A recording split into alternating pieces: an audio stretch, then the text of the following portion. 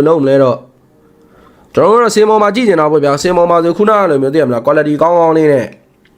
ဒီဘက်မှာကျတော့ဖြိုတလစ်ဖြစ်သလိုလေးသွားနေရတာဟုတ်လား Okay တော့ဒီဘက်မှာတော့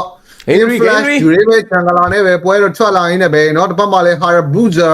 ဂျန်ဂလာနဲ့တော့ပွဲထွက်လာနေတဲ့ခုမှာတော့တတပတယ်ရောမြန်မြန်ဆန်ဆန်ကြည့်ရပါမလားကျွန်တော်ရဲ့ဘူရဲကာကြတော့ကျွန်တော် Divine Jasmine နဲ့เนาะဘယ်သူတွေဆွဲပြဝါမလဲဆိုတာလေးပဲကြည့်ရမယ်ခွန်နေနဲ့တော့လက်ပုပါเนาะကျွန်တော်ဒီဘက်မှာ Juno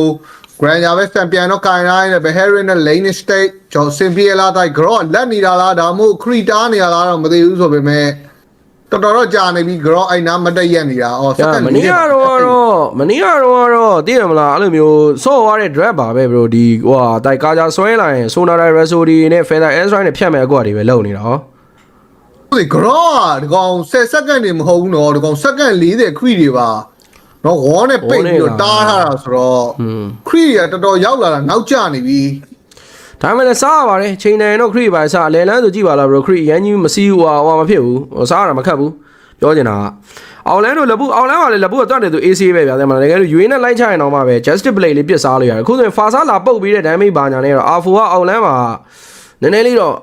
နောက်တော့ပြန်ပန်းရမယ်ပေါ့နော် sorry ပါကျွန်တော်ချောင်းလေးနည်းနည်းစိုးနေလို့နော်ဒီဘက်မှာတော့ခွန်နေနဲ့ကတော့နည်းနည်းလေးတော့ဖျဲခံနေရတဲ့အပိုင်းလေးတော့ရှိတယ်ဗျာယူရင်းနဲ့ဆိုတော့လေ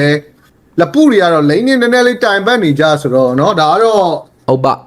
ါအရာမြင်နေကြတွေ့နေကြပါပဲနော်ပေါ်လမ်းမှာစင်ပြေလာဒီဘက်မှာတော့နီကို Cherokee အပိုင်းခံလိုက်ပြီဆိုပေမဲ့လည်းမပြတ်သွားဘူးဗျာ Flicker ခုံကတော်သေးတာဘောရောက်ရင် Astral Recall မှန်သွားပြီးတော့ show သွားမယ်ထင်တာမထီသွားတဲ့နေတာတခုမှတော့ survive ဖြစ်သွားတယ် Fablet တွေဘာတွေကတော့ဝေးနေတော့မယ်အဲ့မှာလည်းအောက်လမ်းမှာလည်းကားကြတောက်လျှောက်လေးတော့ baby time စစ်ပေးနေတယ်ဗောနော်ဆိုတော့တစ်ဖက်ကကျွန်တော်လက်ဖုအနေနဲ့လည်းအေးချောင်းလေးပဲပြန်တော့ဖြစ်သွားရတယ်ဗောနော် short မရှိသေးဘူးပေါ့ပါပဲဆိုတော့ AC ဟောဒီ Cherokee မရှိတော့ဘူးဆိုတော့ first starter လာချဖို့ကတော့တော်တော်ကြီးတော့ခတ်သွားနိုင်တယ်ဒီဘက်မှာတော့ Doveria Echo ပါညာတော့ယာတိုင်းနဲ့ပဲနော်လက်ပူလဲ level 4ရပြီဆိုတော့တတပတယ်လေးတော့ကျွန်တော်မြန်မာဘက်ကတော့စဖို့နေပြီဗျာလက်ပူသွင်းနေသွားပြီ land shaker နောက်မှာ feather airstrike raisin sled ဒီပိုင်းနဲ့ပြန်ရိုက်ထားနေပဲနောက်ဆုံးမှာတတဲလေးပဲ focus လိုက်မလား focus လိုက်မလားဥပမာလေးဘိုးရဲတောက်လျှောက်လေးတော့သွားတော့နောက်ပေးတိုင်းမှာ Harabuza အနေနဲ့ retreat လာပေါက်ချင်ပေမဲ့ upright တော့ retreat ကိုတော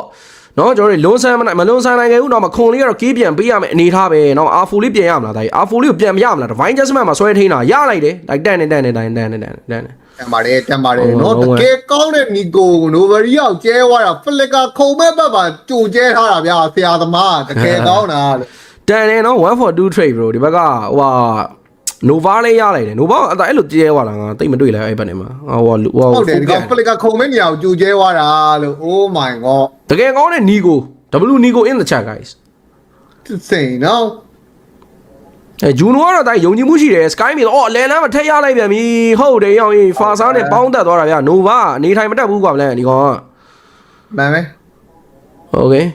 ဆိုတော့အောက်လမ်းမှာလည်းလက်ပူက Raisin Sled တွေပိုင်းနဲ့တော့ R4 လေးကိုတော့အကောင်းဆုံးရင်ဆိုင်နေတယ်ပေါ့နော်ဆိုတော့ Hiroki 1-3 ပဲတိုက်မင်း Game 1 2 3 3ပွဲလုံးခေါင်းမြန်မာ intro ကောင်းနေတာကြီးကဲတော့ဒီဘက်လည်းနောက်1000ကျော်အသာကြီးနဲ့စော်ထားရရင်းနဲ့ပဲဒီဘက်ကဘလူးဘက်ပါယူသွားသေးတာဗျာ Cherokee ပိုင်း Astral Recall stand ပြီးသွားတယ်အဲ့ကောင်ကခုန Guinevere တဲ့ဟိုကအပြန်မထွက်တတ်တာညီကိုတို့နော် Harabuza လည်းခုတိတိမထွက်နိုင်သေးဘူးဒီကောင်အဝင်ပဲရှိတယ်ထွက်မရှိဘူးဟာတော်တော်ဆိုးတယ်ရောက်ရင်ငါသာ speedy နေရာမှာဆိုမစော့တော့ဘူးဒါ Egypt ကမဟုတ် speedy တကောင်တကယ်ယုံလားလို့ game 1ကလည်း तू ယုံလို့နိုင်သွားတာသိလားဟုတ်တယ်ဒါ speedy ကတကယ်ထဲတာဂျန်ဂလာအတိုင်းနေနဲ့စိုးတယ်လို့မသိဘူးတော့ဘက်ကဂျန်ဂလာအော်မဟုတ်တိုင်မင်းကြီးကကွက်တီလို့ energy reaction ခေါ်သွားတာကြီးဟုတ်ပါနော် Game Flash မြိုက်တိုးတက်လာတဲ့ဂျန်ဂလေးတော့ဘာ Harabuza ပြန်ထွက်မဲ့တိုင်မင်းနော် Cherokee တွေကထွက်လာမဲ့ချိန်ကိုကွက်တီတုံးအောင်လမ်းမှာနှစ်ကောင်ပေါင်းတက်ကြည့်မလားအဲ့ကောင်မလုပ်တာကောင်းပါလို့ဆိုရင်တော့အဲ့လိုမရဘူးသိလားကိုစီဒီကောင်မို့လို့ရတာဒီစီတို့ဘာလို့ Cherokee ပိုင်းလို့ရှိရင်ပြန်ထွက်ဖို့ဒီကောင်เนี่ยခလုတ်ကိုဇက်တိုက်နှိပ်ထားသလားတော့အောင်းမေးရတယ်မင်းကဲမှာပေါ်လမ်းမှာတော့เนาะကျွန်တော်တို့တာတယ်လေးတော့ထပ်ကြည့်ရမယ်เนาะမလေး Game Flash เนาะတာတယ်ကိုတော့ခဲထားပြီ Hiroki 1-4 ကားကြမှာ Divine Jasmine ရှိပေမဲ့ Flicker ကူးတော့လင်နေရဲ့အခိုက်အတန့်မှာတော့သူဘလို့ပဲပုံလေးဆွဲမလဲဆိုတာလေးတော့မင်းကုန်းတော့ထုတ်ရပြီဗျာเนาะနောက်ပတ်မလေး speedy ရလားအော်တာတယ်လေးကိုတော့ပေးလိုက်တယ်ဗောနော်ဆိုတော့ Harabuza လည်းစိတ်ဝင်စားတဲ့ပုံစံမျိုးမပြဘူးဆိုတော့ Egypt အနေနဲ့တော့second target give back လုပ်ထားတယ်ဆိုတော့ခုလောတဲ့ Game Flash အနေနဲ့လည်း Jungle ဘာညာ Back to Fan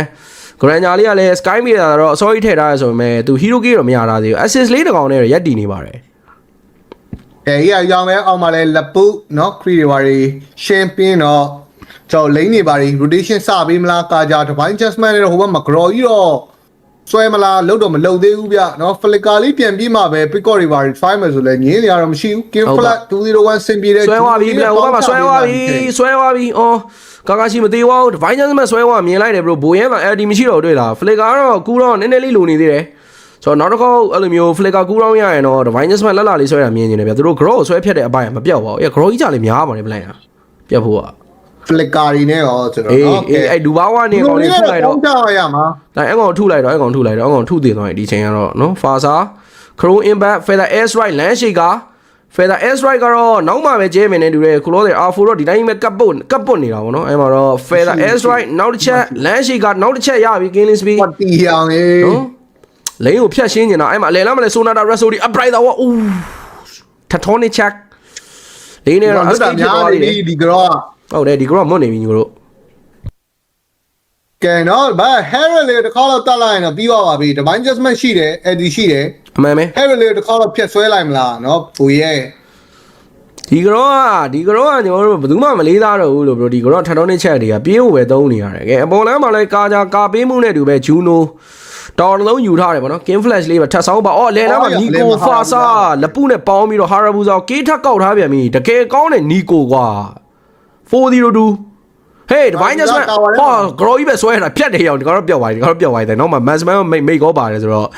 ဟာ AC ပဲဗျာနော်ကျွန်တော်တို့အေးကြောင်ပဲ Emblem တော့ကတော့ Harris ဇာမဖို့နဲ့ speedy တကောက်ရုံးနေပြန်ပြီအဲ့မှာ Fasa ချုပ်ပြီးတာ purify လေးနဲ့တောက်လျှောက်လေးတော့ damage လေးပြန်ပေးနေမယ်ဘယ်သူမှတော့သူ့မလေးသားခဲ့တော့မှ Juno တကောင် speedy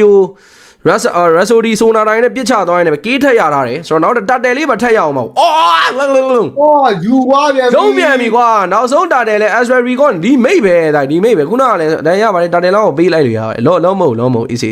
ဟိုယူရင်းနဲ့ vision ကြီးနဲ့မို့လို့ဒီကောင်ဟာအဲ့ဒါတွေနဲ့ခိုးနေရဟဲ့အောင်ဘာမှတော့ဖြစ်သွားဘူးဆိုပေမဲ့အောင်းတက်တော့ဖြစ်တယ်လို့အဲ့လိုနည်းနည်းတော့ဟိုတိုက်ဘလက်ကောင်းလိုက်လားအောင်းတက်တော့ဖြစ်တာတော့မှန်မယ်တိုက်မင်းပြောတဲ့စကားလုံးတိုင်းပဲ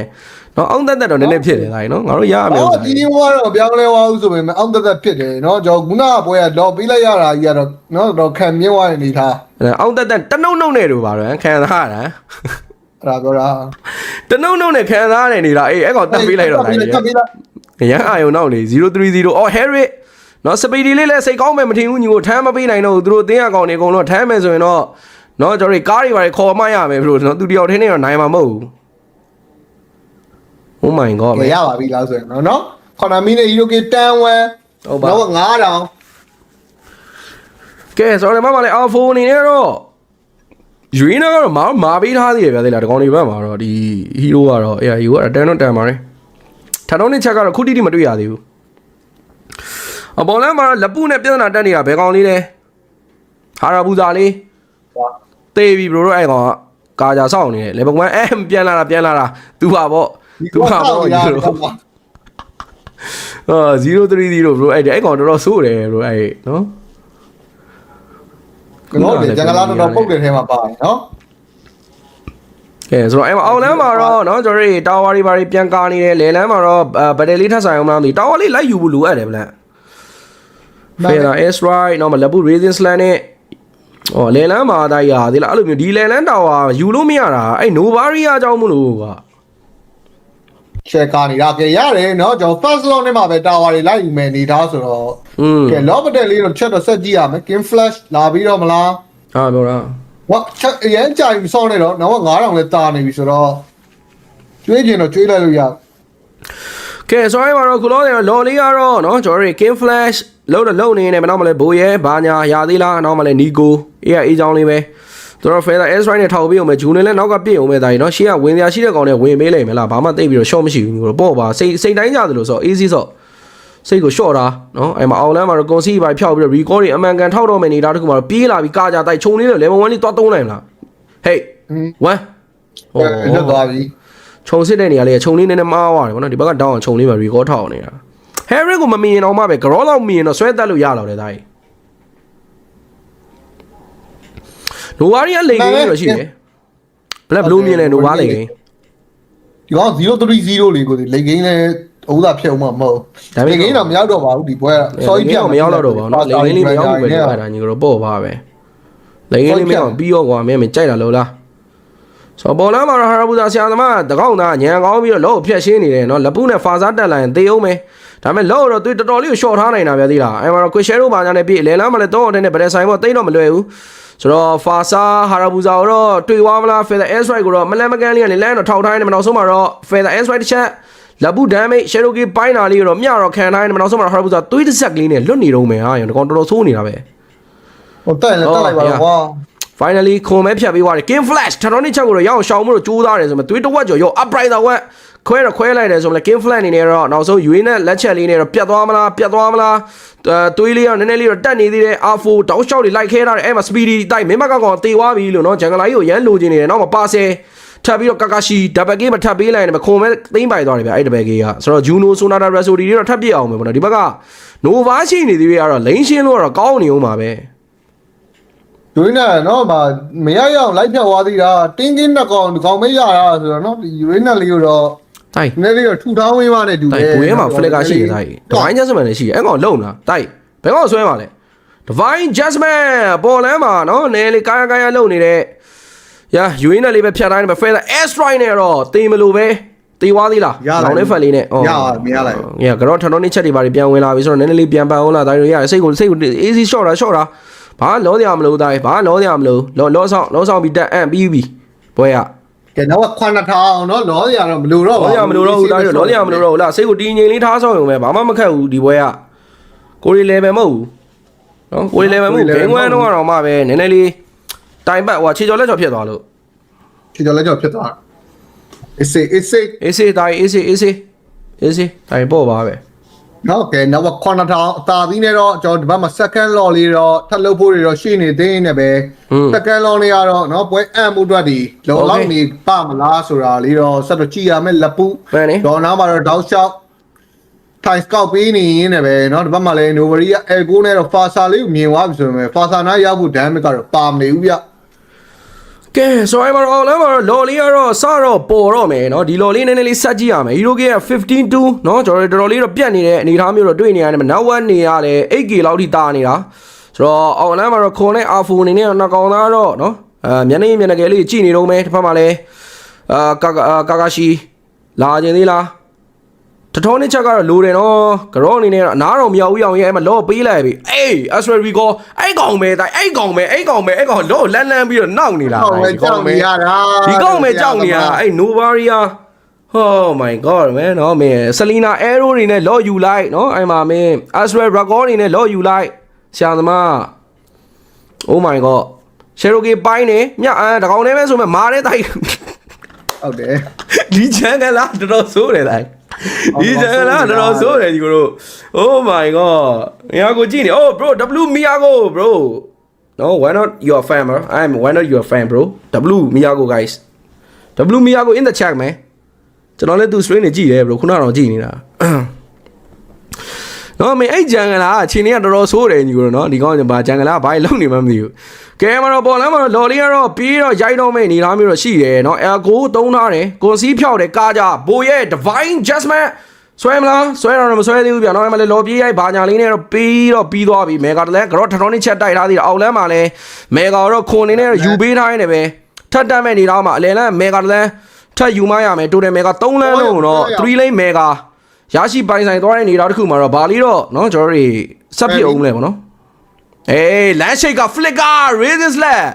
နောက်တော့မှာကာကာရှီ double game မှာ Juno တော့ထပ်ပေးတိုင်းမတော့မှာ Feather Air Strike တွေနဲ့လမ်းတော့ကျဲချထိုင်းတယ်မနောက်ဆုံးမှာတော့ Harabuza တကောင်ထက်ရလိုက်တယ် Nico ပြန်တော့ပေးလိုက်တယ်ဆိုပေမဲ့လည်း၄ယောက်2ယောက်အားတော့တော်တော်လေးတော့တေးကြသွားခဲ့ပြီနောက်မှာလည်း Sonata Rhapsody တောက်လျှောက်တွေတော့ 2 King Flash အမာခံပေးထားမှုနဲ့တူပဲသရုံးပြေးရိုင်မလား throw hit the freaking throw man throw သရုံးပြေးချိုးလိုက်တော့တိုင်းတို့ရပြီ Raisin Slant နဲ့နော်မ Nova တကောင် Speedy ပါထပ်တက်လိုက် Speedy နေနဲ့ဇာမဖိုးတွေပိုင်းနဲ့တော့ပြန်တော့အိမ်မို့တော့ကြိုးစားနေဆိုမှဘလို့မှတော့မဖြစ်နိုင်တော့တဲ့နေရာတစ်ခုမှာတော့ Hero K ဟာရောင်တောင်ပြက်ပေးလိုက်သေးတယ်နော်ဒါမှလည်း AC ပါ Rubber Sweet guys Rubber Sweet နော်ကျွန်တော်တို့မြန်မာအသင်းအနေနဲ့ Game 1မှာရှုံးခဲ့တယ်ဆိုပေမဲ့လည်း Game 2 Game 3ပြန်နိုင်ခဲ့တော့ Rubber Sweet 2-1ဆိုရရလဲနဲ့တက်တာတော့တက်သွားပြီ bro